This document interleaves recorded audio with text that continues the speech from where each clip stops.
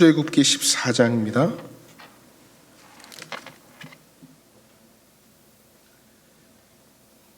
출애굽기 14장 1절부터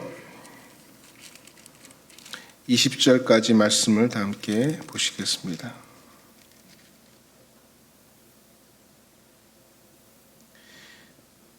(14장) 1절부터 20절입니다. 교독합니다. 여호와께서 모세에게 말씀하여 이르시되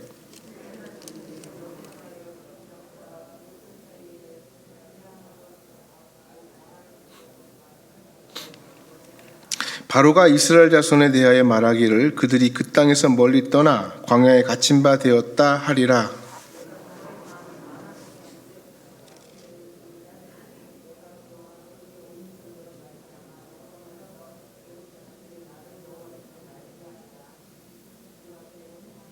그 백성이 도망한 사실이 애굽 왕에게 알려짐에 바로와 그의 신하들이 그 백성에 대하여 마음이 변하여 이르되 우리가 어찌 이같이 하여 우리를 섬김에서 놓아 보내었는가 하고 선발된 병거 600대와 애굽의 모든 병거들을 동원하니 지휘관들이 다 거느렸더라.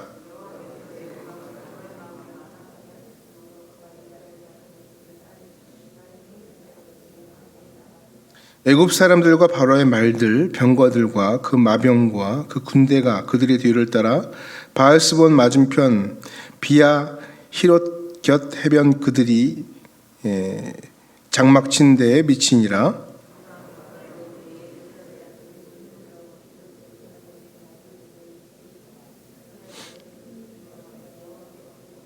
그들이 또 모세에게 이르되 애굽에 매장지가 없어서 당신이 우리를 이끌어내어 이 광야에서 죽게 하느냐? 어찌하여 당신이 우리를 애굽에서 이끌어내어 우리에게 이같이 하느냐?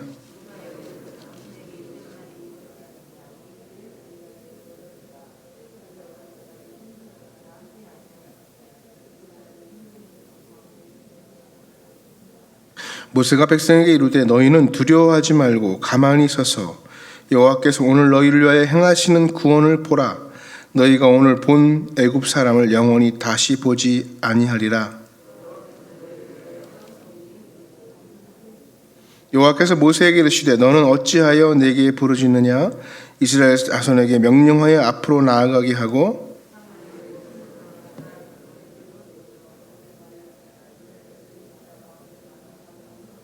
내가 애굽 사람들의 마음을 완악하게 할 것인즉 그들이 그 뒤를 따라 들어갈 것이라. 내가 바로와 그의 모든 군대와 그의 병거와 마병으로 말미암아 영광을 얻으리니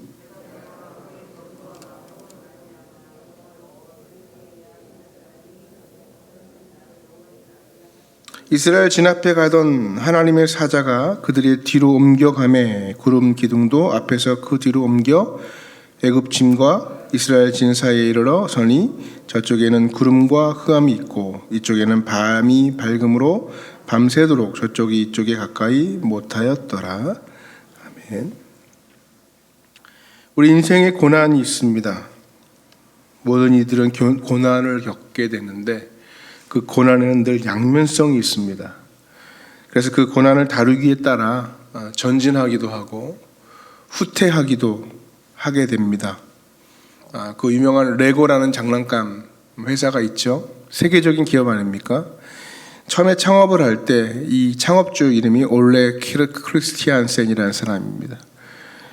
이 사람이 불경기도 만났고 또 화재도 만났습니다. 그러나 그 고난이 오히려 기회가 되었다는 거죠.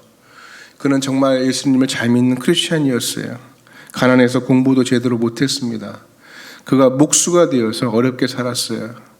근데 그때 불경기가 왔습니다. 줄도산으로 납품할 때가 사라져 버렸습니다. 그런데 그걸 기회로 삼아서 그래 장난감을 한번 만들어 보자. 내가 할 수 있는 기술이 목재 다루는 거니까 목재 장난감을 만들었습니다. 근데 좀 될만 하니까 만드는 곳이 화재가 나버렸습니다. 그러니까 소재를 나무를 쓸 수 없는 거예요. 그래서 다시 그 소재를 나무에서 플라스틱으로 바꿨습니다. 그게 지금의 레고라는 장난감의 효시가 되었다는 것입니다. 주어진 고난이 있습니다. 다가오는 고난이 있습니다. 그 고난에 굴복하지 않고 그것을 기회로 삼아 도약한 케이스라고 볼 수가 있습니다. 수많은 걸림돌이 있습니다. 그러나 그 걸림돌이 디딤돌이 되어서 새로운 기회가 된 것이죠. 이런 예는 우리 주변에 수없이 많은 예로 찾아볼 수가 있습니다. 오늘 우리가 읽은 이 본문을 통해서도 하나님의 은혜로 인생의 큰 걸림돌이 다시 바뀌어지는 것을 보게 됩니다. 바로는 이스라엘 백성들의 출애굽을 허락했습니다. 근데 정신 차리고 보니까 잘못된 결정이라는 생각이 들었다는 거죠. 이스라엘 백성을 다 보내고 나면 그동안 그렇게 편하게 지냈던 노동력, 값싼 노동력, 값싸지도 않죠. 그냥 거저였던 그 노동력을 어디에 가서 구하겠습니까? 본전 생각이 났죠. 다급해진 바로는 군대를 보냅니다. 바로의 약한 마음을 알고 계셨던 하나님께서는 모세를 안심시키죠. 4절 말씀 보니까 내가 바로의 마음을 완악하게 한즉 바로가 그들의 뒤를 따르니 내가 그와 그의 온 군대로 말미암아 영광을 얻어 애굽 사람들이 나를 여호와인 줄 알게 하리라 하심에 무리가 그대로 행하니라. 바로의 군대가 이스라엘 백성들을 뒤따라옵니다. 자, 그들에게 잡히면 죽거나 다시 애굽의 노예로 돌아가야 됩니다. 그러나 하나님께서는 말씀하시죠. 바로의 군대로 말미암아 내가 영광을 얻겠다. 이렇게 말씀하십니다. 이스라엘 백성들에게 바로의 군대는 출애굽을 방해하는 걸림돌이죠. 걸림돌. 전진을 방해하는 걸림돌, 고난입니다. 하나님 앞에 드리는 예배를 방해하는 걸림돌입니다. 그러나 하나님께서는 이 걸림돌이 아니다. 이렇게 말씀하십니다. 오히려 내가 이들로 말미암아 영광을 얻을 것이다. 이렇게 말씀하십니다. 그래서 결국 하나님의 영광을 위한 디딤돌이 됩니다. 그러나 그 말을 들은 이스라엘 백성은 매우 두려웠습니다. 심지어 막말까지 하죠. 이렇게 말합니다. 11절 말씀 보니까 그들이 또 모세에게 이르되 애굽에 매장지가 없어서 당신이 우리를 이끌어내어 이 광야에서 죽게 하느냐? 어찌하여 당신이 우리를 애굽에서 이끌어내어 우리에게 이같이 하느냐? 우리가 애굽에서 당신에게 이른 말이 이것이 아니냐? 이르기를 우리를 내버려 두라. 우리가 애굽 사람을 섬길 것이라 하지 아니하더냐? 애굽 사람을 섬기는 것이 광야에서 죽는 것보다 낫겠노라. 내버려 두라. 사람들은 그렇게 얘기하죠. 내버려 두세요. 내버려 두는 것이 심판이죠. 바로의 마음을 강팍하게 하셨다. 이 말은 하나님이 막 그냥 그 마음을 두시셨다는 얘기가 아니고 내버려 뒀다는 얘기거든요. 내버려 둬요. 하나님이 사랑하는 사람을 내버려 두지 않습니다. 여러분의 자녀를 내버려 두지 않았던 것처럼. 자, 그들이 왜 이렇게 격앙되었습니까? 현실이 그만큼 두려웠기 때문에 그렇습니다. 애굽의 군대가 턱밑까지 쫓아왔어요. 압박감이 들죠. 앞으로 나아가려 해도 이제 앞에 홍해바다가 버티고 있습니다. 한 발짝도 움직일 수 없는, 나가면 바다에 빠져 죽고 가만히 있으면 애굽 군대의 칼에 죽고 사로잡혀서 다시 노예로 돌아가는 그런 선택의 여지가 없는 그런 삶이죠. 근데 그런 삶 앞에 하나님 말씀하세요. 내가 바로의 군대로 말미암아 큰 영광을 얻을 것이다. 하나님의 말씀이 그들의 귀에는 들어오지가 않습니다. 당장의 어려움이 있기 때문에. 그때 한 번 더 하나님 말씀해 주십니다. 17절 말씀입니다. 내가 애굽 사람들의 마음을 완악하게 할 것인즉 그들이 그 뒤를 따라 들어갈 것이라. 내가 바로와 그의 모든 군대와 그의 병거와 마병으로 말미암아 영광을 얻으리니. 우리가 하나님 앞에 엎드리고 하나님께 외칩니다. 하나님, 이 문제 어찌하면 좋겠습니까? 하나님, 이 문제를 어떻게 하면 좋겠습니까? 이렇게 구할 때 하나님은 우리에게 약속하세요.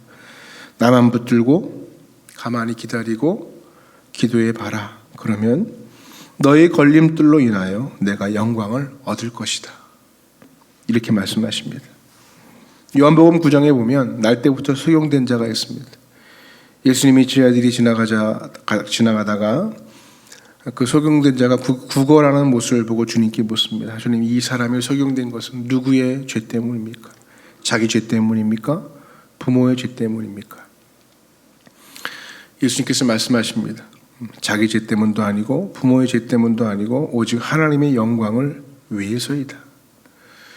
우리 인생에 장애가 있는 우리 인생에 있는 이 장애물과 어려움은 하나님 없는 자들에게는 인생을 포기하게 만드는 것입니다. 그래서 이렇게 판단하죠.